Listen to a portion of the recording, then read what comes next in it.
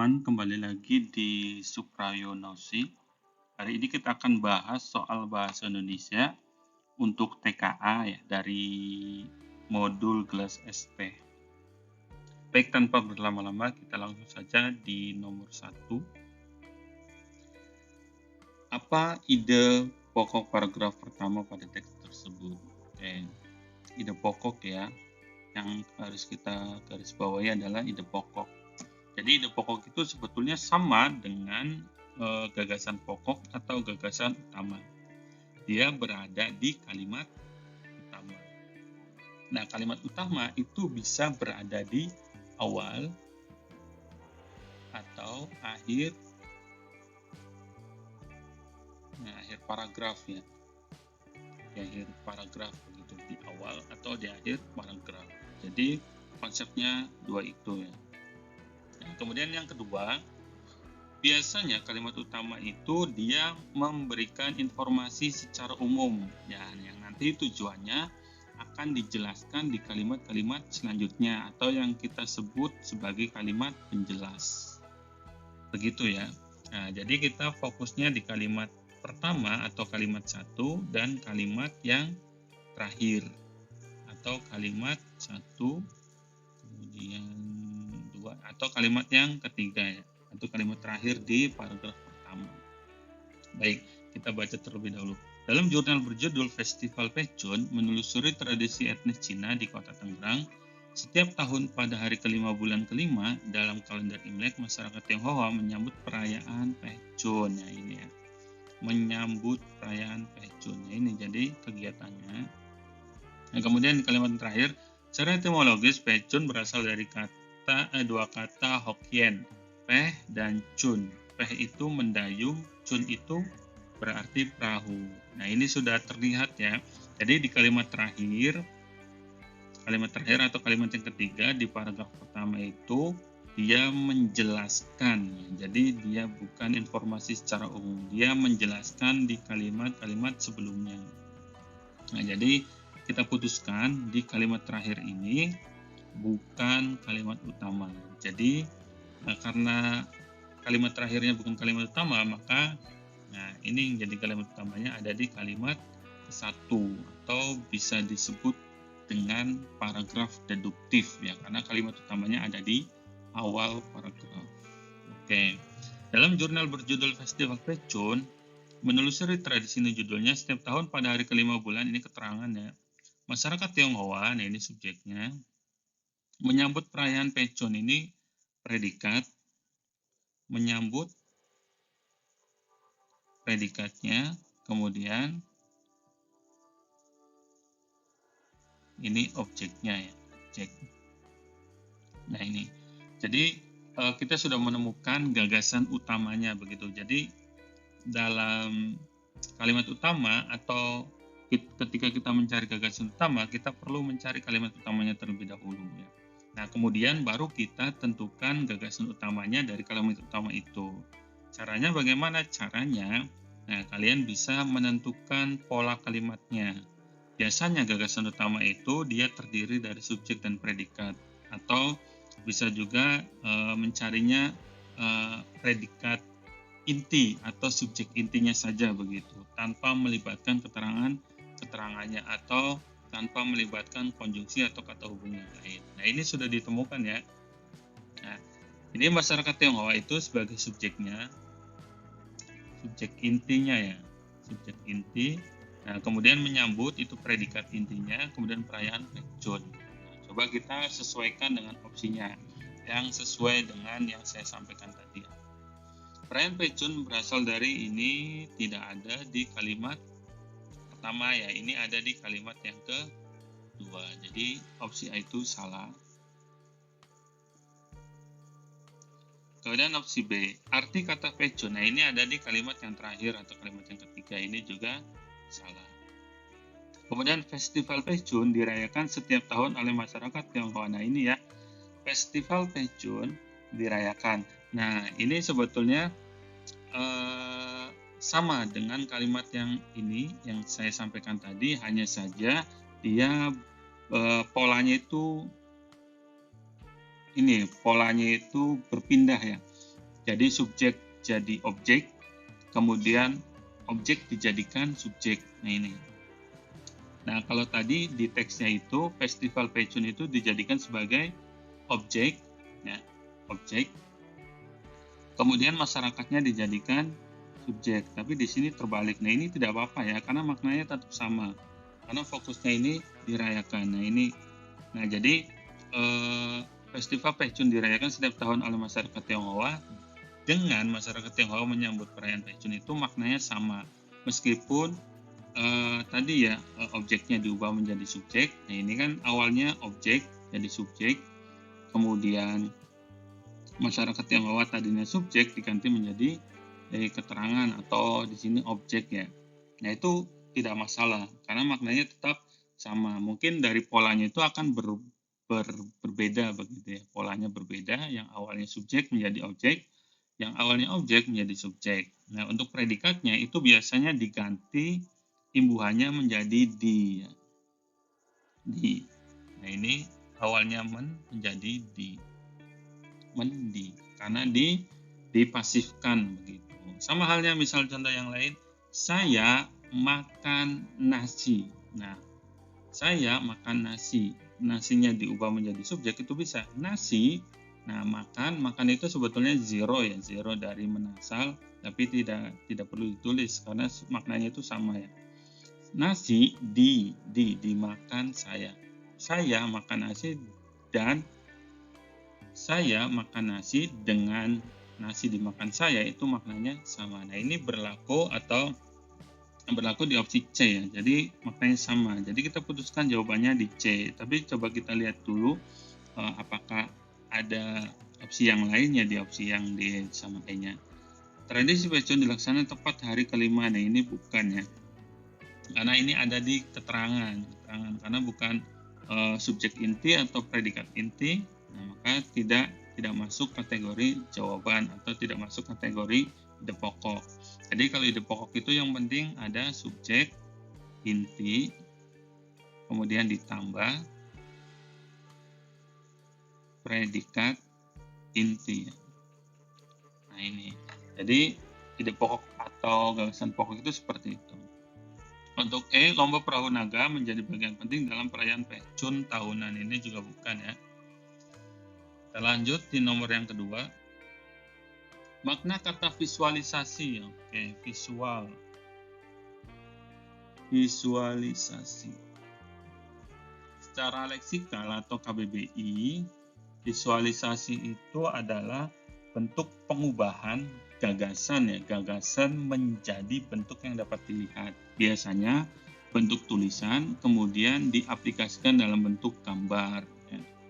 Sehingga orang-orang yang tidak paham dengan tulisan bisa memahami konsepnya, atau yang sulit sekali memahami tulisan dengan melihat gambar itu dia akan dipermudah. Jadi yang nama visualisasi adalah pengubahan gagasan menjadi bentuk yang dapat dilihat, entah itu dari tulisan ke gambar ataupun yang lainnya. Nah ini ya.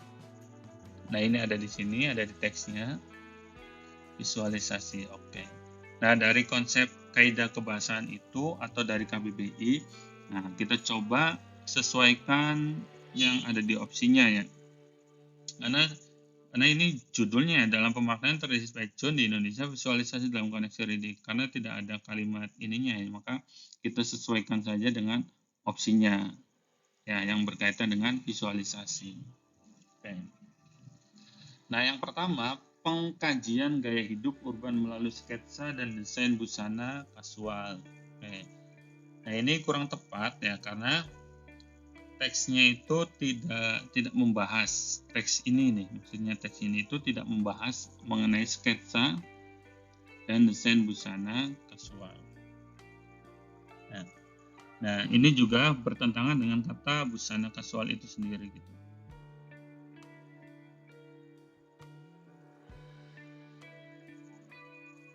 Nah, itu jadi ini kurang tepat. Kemudian untuk opsi B, penyajian ide konsep melalui bentuk dan tampilan visual pada busana. Nah ini sebetulnya di opsi A itu yang bertentangan ini. Maaf tadi agak ini. Di sketsa dan desainnya. Nah, ini bertentangan dengan busana kasual. Kemudian opsi B, penyajian ide atau konsep melalui bentuk dan tampilan visual. Nah, ini ya, seperti yang tadi saya sampaikan berdasarkan KBBI, pengubahan konsep atau ide-ide kemudian bisa diaktualisasikan dalam wujud, bisa gambar, bisa juga sesuatu yang lain gitu. Yang penting bisa dilihat secara konkret begitu ya. Nah, ini sudah memenuhi ya penyajian ide, kemudian atau konsep yang melalui bentuk tambah bentuk dan tampilan visual. Nah, ini poinnya dapat ya. Tapi kita lihat di opsi C dulu. Penyusunan strategi pemasaran dalam industri fashion perkotaan modern.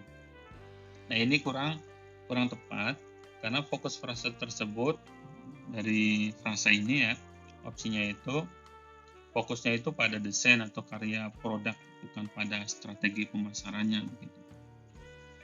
Kemudian opsi D, penggunaan modal terkenal untuk memasarkan koleksi pakaian terbaru. Nah, ini juga tidak ada korelasinya ya antara yang dimaksudkan visualisasi dengan ininya ya, dengan opsinya ini juga salah, ibaratnya mutlak salah begitu, karena tidak ada korelasi sama sekali gitu ya yang ditanyakan. Kemudian untuk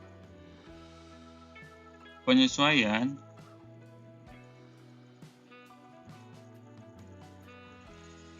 harga dan pakaian dengan kebutuhan generasi muda, ini juga salah ya karena tidak sesuai. Jadi jawaban yang paling tepat itu hanya ada di B.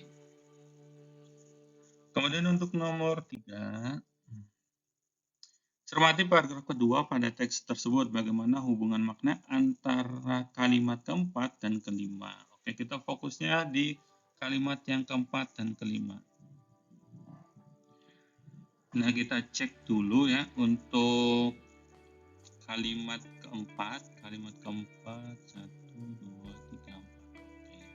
Nah, ini kalimat keempat. Dalam pemaknaan, ini kalimat keempat. Kemudian di masa pengasingan. Oke. Kita baca terlebih dahulu ya. Dalam pemaknaan tradisi fashion di Indonesia, visualisasi dalam koneksi ready to wear, the looks bagi generasi muda dengan gaya hidup urban.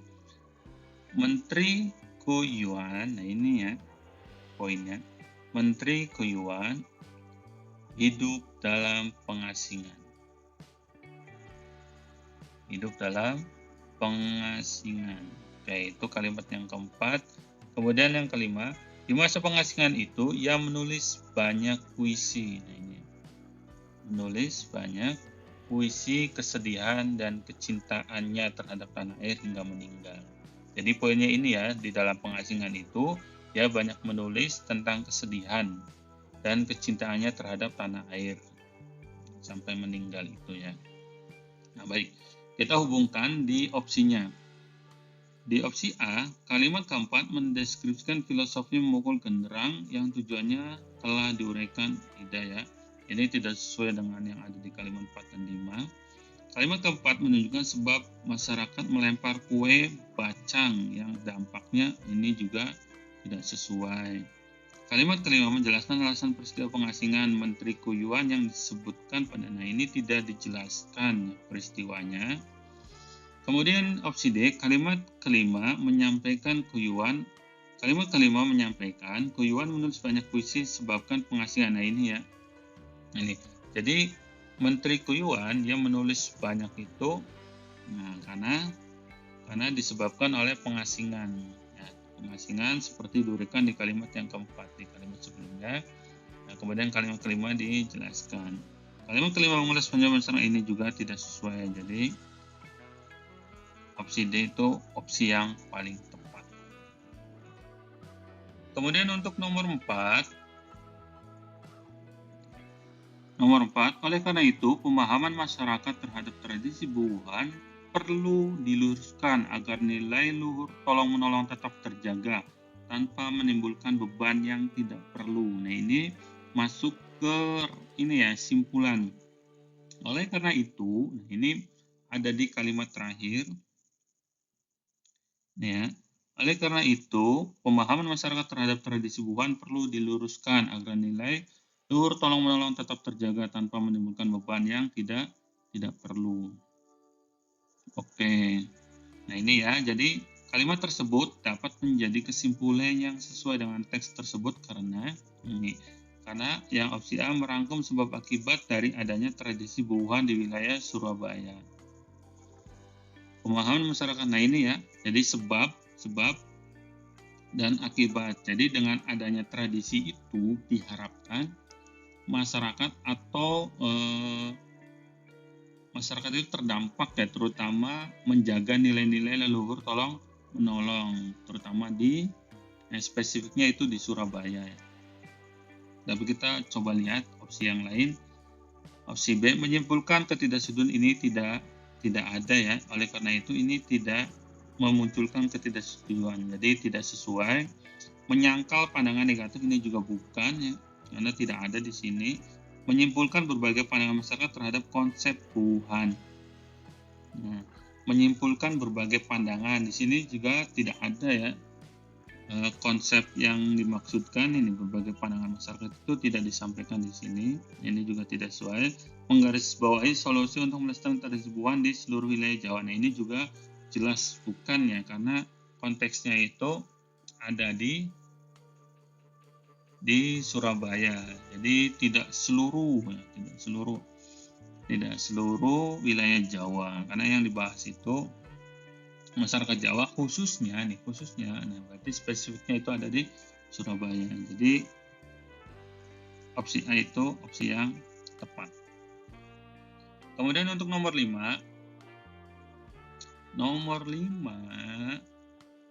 manakah gagasan yang mendukung ide pokok bahwa buuhan adalah bentuk utang? Oke. Nah, ide pokok yang ada di ini ya, ide pokok bahwa buuhan adalah bentuk utang. Oke. Nah, ini ada dibahas di kalimat ini, paragraf yang kedua. Praktik buuhan tidak lepas dari unsur pertukaran atau dipandang sebagai hutang. Nah, ini ya. Terlihat kenapa nih? Baik, kita baca lagi. Masyarakat meyakini bahwa segala bentuk bantuan yang diberikan akan kembali dalam bentuk yang setara. Jadi semacam ini ya, semacam pertukaran saja begitu. Jadi bukan benar-benar murni hibah dan bukan juga sedekah ya. Jadi pertukaran begitu. Ini unsur pertukaran. Kemudian dijelaskan lagi di sini, hal ini menyebabkan buuhan tidak lagi dipandang murni sebagai hibah atau sedekah, tapi bentuk utang tidak tertulis ya. Menimbulkan kewajiban moral. Oke, kemudian dalam praktiknya buuhan memang meringankan beban. Nah, kemudian tetapi dapat menimbulkan tekanan psikologis bagi penerima bantuan. Nah, ini ada di paragraf yang kedua ya. Jadi memang buuhan itu semacam ini saja, tidak lepas dari hanya pertukaran ya, bukan benar-benar hibah atau sedekah. Manakah gagasan mendukung? Oke, sesuaikan. Praktek buuhan disertai dengan perjanjian ini tidak ada ya, tidak ada perjanjian. Kemudian buuhan disertai kesepakatan untuk selalu memberi, ini juga tidak ada. Bentuk buuhan dapat berupa sedekah atau hibah yang harus dibayar kembali. Dapat berupa sedekah ini juga bukan ya. Buuhan dapat berupa, karena memang bukan sedekah, bukan murni ya. Kalau ini murni mungkin ya. Kemudian ada opsi D, buuhan dilakukan oleh tetangga dan kerabat dalam sebagai bentuk pertukaran solidaritas. Ini kurang sesuai dengan bentuk hutang ini nih. Solidaritas. Kemudian penerima buuhan merasa harus mengembalikan bantuan yang diterima di kemudian hari. Ini ya. Penerima buuhan merasa harus mengembalikan. Nah, ini bentuk hutang. Yang namanya hutang itu harus dikembalikan.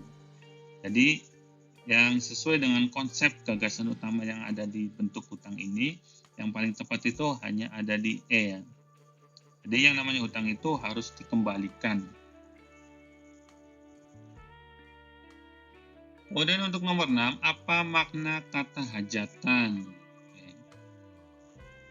Kata hajatan. Hajatan itu kalau dilihat dari KBBI ya, atau misalnya secara umumnya, itu konteksnya itu pada acara penting ya seperti pernikahan, kemudian khitanan, yaitu masuk ke hajatan. Itu secara umumnya.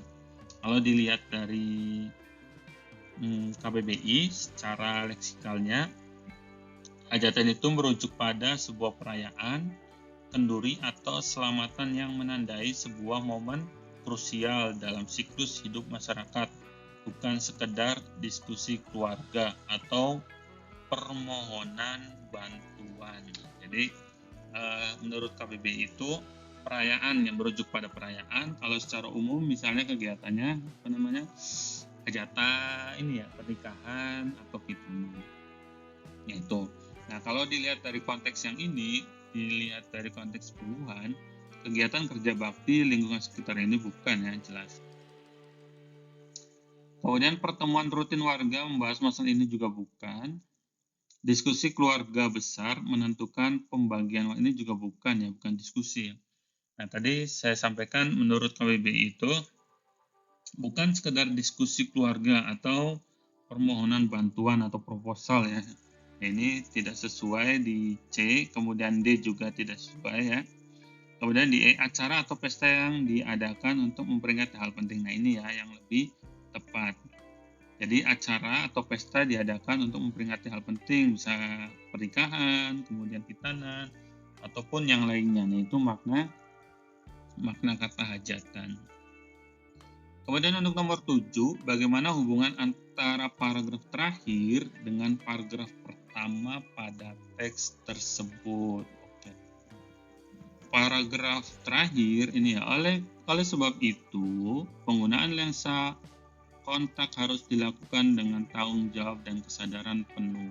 Ini ya. Kemudian di paragraf pertama, penggunaan lensa perlu didapatkan. Nah, ini jelas ya.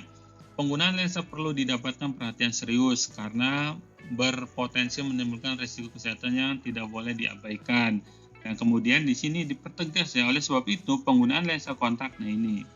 Jadi paragraf terakhir itu menegaskan atau bisa juga merekomendasikan dari paragraf yang pertama. Coba kita sesuaikan dengan opsinya ya. Paragraf kelima menegaskan kembali kekhawatiran. Nah, ini ya, menegaskan kembali, bukan menanggapi ya, bukan menginformasikan atau juga bukan memberikan contoh topik permasalahan, bukan juga menyebabkan permasalahannya. Jadi di paragraf terakhir itu menegaskan kembali yang mengenai kekhawatiran. Bagi mereka yang merasa kesulitan menjaga kebersihan dan tidak disiplin dalam pemakaian, sebaiknya mempertimbangkan penggunaan kacamata sebagai alternatif yang lebih aman dalam jangka panjang. Menjaga kesehatan mata jauh lebih penting daripada sekadar kenyamanan atau penampilan semata. Nah, ini ya. Jadi opsi A itu lebih jelas di sana. Paragraf kelima menegaskan kembali yang diangkat di paragraf pertama dan memberikan rekomendasi. Ini rekomendasinya ya.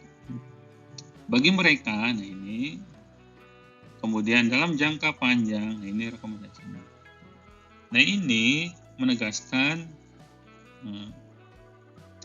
kembali kekhawatiran yang diangkat di paragraf pertama. Nah, ini resiko kesehatan dan sebagainya itu dibahas lagi atau ditegaskan lagi di paragraf yang terakhir. Jadi jawaban yang paling tepat itu hanya ada di A. Kemudian untuk nomor 8, apa yang akan kamu lakukan untuk mencegah dampak negatif pemakaian lensa kontak? Oke, di nomor 8, dampak untuk mencegah ya. Apa yang akan kamu lakukan untuk mencegah dampak negatif? Dampak negatifnya yang pertama, ini lebih dari satu ya jawabannya ya.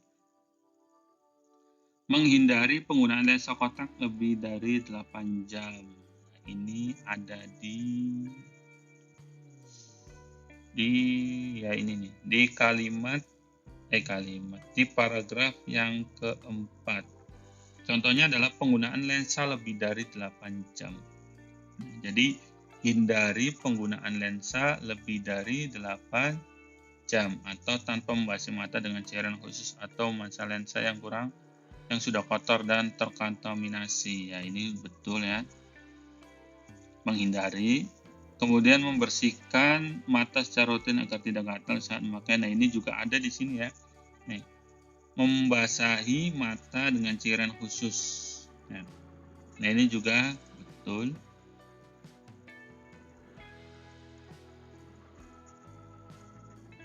Kemudian menggunakan cairan khusus ini juga ada ya, untuk menghindari hal negatif agar tetap lembab, ada di membersihkan dengan benar juga bisa. Ini juga ya, cairan khusus ada di paragraf yang keempat, itu sudah komplit ya.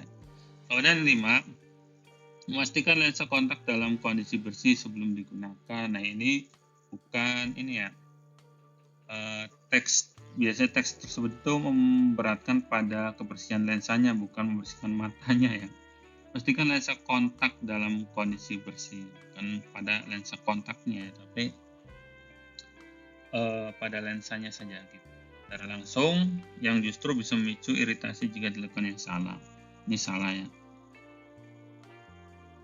Kemudian melepas pasang lensa kontak secara rutin agar mata tidak lelah. Nah, ini juga kurang ya, karena terlalu sering gonta-ganti sering lepas kemudian pasang, justru akan meningkatkan resiko masuknya kuman ya. Jadi itu tidak bisa menghindari dari hal negatif, karena ini kan konsepnya kan mencegah dampak negatif. Jadi yang ini juga kurang tepat. Ini ya. Ketika merasa tidak nyaman, pengguna cenderung menggosok mata. Ini juga tidak boleh ya. Kemudian iritasi mata, perih. Nah, ini berbahaya juga ya. Makanya harus betul-betul dilakukan dengan sangat baik. Nah, itu ya, jadi benar-benar salah-salah. Kemudian yang terakhir, nomor 9. Manakah kerangka yang tepat menjelaskan bagian-bagian penting dalam teks tersebut? Oke. Nah, di paragraf pertama tadi sudah disampaikan ya, ini membahas mengenai ini ya, ini gagasan utamanya mengenai esensi tanggung jawab. Nah, ini penggunaan lensa perlu didapat perhatian, ini bentuk tanggung jawab ya. Jadi di kalimat ini paragraf pertama dan paragraf terakhir itu sama ya, esensinya itu membahas mengenai tanggung jawab dan kedisiplinan pemakai begitu. Coba kita sesuaikan. Nah, ini penggunaan memerlukan perawatan bukan, penggunaan lensa kontak juga bukan. Lensa kontak harus, nah ini ya, penggunaan lensa kontak harus disertai tanggung jawab. Ini resiko umum bukan ya.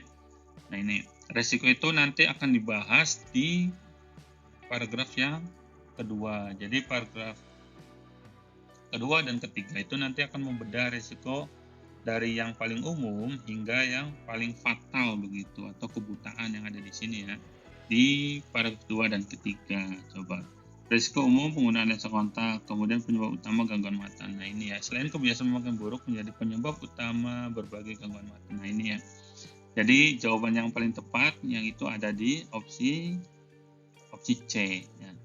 Jadi paragraf pertama dan terakhir, pertama itu mengenai tanggung jawab dan kedisiplinan memakai lensa kontak, kemudian resiko-resikonya, kemudian penyebab utamanya dibahas di paragraf yang keempat. Nah, paragraf kelima itu ya penegas dari paragraf pertama, jadi sama saja. Jadi jawaban yang paling tepat itu ada di C, penggunaan lensa kontak harus serta tanggung jawab pemakainya, risiko umum penggunaan lensa kontak, kemudian penyebab utama gangguan mata. Nah, itu ya, demikian pembahasan modul TKA dari kelas ST yang mudah-mudahan bisa dipahami oleh kalian semua. Mohon maaf atas segala kekurangan, barangkali ada kata-kata yang kurang dipahami, silakan kalian berikan saran dan komentar yang positif ya dan membangun, sehingga bisa menghasilkan pemecahan atau solusi yang terbaik bagi pembahasan soal nanti di kemudian hari. Demikian yang bisa saya sampaikan. Terima kasih, sampai bertemu lagi di pertemuan selanjutnya.